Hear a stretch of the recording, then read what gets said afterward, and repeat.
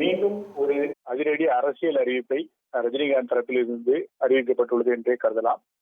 இன்று மாலை ரஜினிகாந்த் ரசிகர் மன்றத்தினுடைய தலைமை நிர்வாகியான சம்பத்குமார் என்பவர் கட்சி ரசிகர் மன்ற நிர்வாகிகளுக்கும் ரசிகர்களுக்கும் ஒரு அறிக்கை வெளியிட்டுள்ளார்.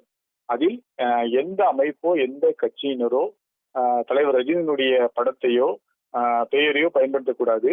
இது தலைவருடைய உத்தரவின் பேரில் அனைத்து நிர்வாகிகளுக்கும் ரசிகர்களுக்கும் அறிவிக்கப்படுவது என்று ஒரு சில வரிகளில் அந்த அறிக்கையை அறிவித்திருந்தாலும் அதற்கு பின்னால் பல்வேறு விஷயங்கள் இருப்பதாகவே கருதப்படுகிறது. குறிப்பாக 2017ஆம் ஆண்டு டிசம்பர் 31ஆம் தேதி அரசியலுக்கு வருவதாக நடிகர் ரஜினிகாந்த் அறிவித்தார். அது அவருடைய ரசிகர்களை மிகவும் உற்சாகமளித்தது.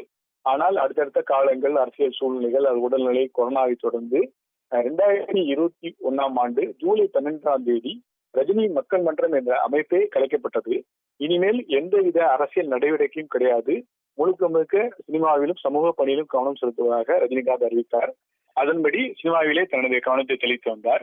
இந்நிலையில் தமிழகத்தில் ஆட்சி மாற்றம் ஏற்பட்ட பின் ரஜினியுடைய அரசியல் நடவடிக்கைகளிலும் சில மாற்றம் ஏற்பட்டது.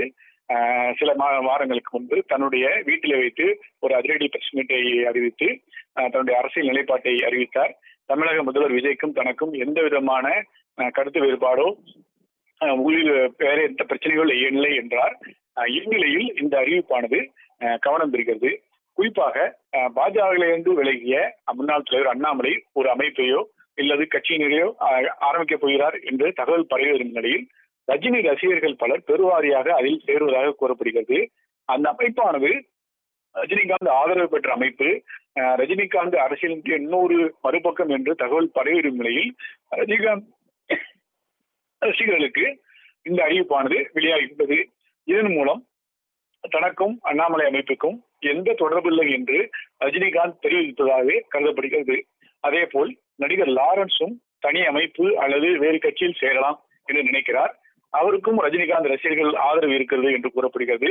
அதற்கும் ஒரு பதிலடி கொடுக்கும் வகையில் தன்னுடைய புகைப்படத்தையோ தன்னுடைய பெயரையோ யாரையும் பயன்படுத்தக்கூடாது, எந்த அமைப்பிற்கும் எந்த கட்சிக்கும் தனது ஆதரவு கிடையாது, முழுக்க முழுக்க தன்னுடைய கவனம் சினிமா மற்றும் சமூக பணிகள் ரசிகர்களுடைய நலனில்தான் என்று ரஜினிகாந்த் தன்னுடைய முடிவை மிக தீர்க்கமாக அறிவித்துள்ளார் என்றே கூறப்படுகிறது.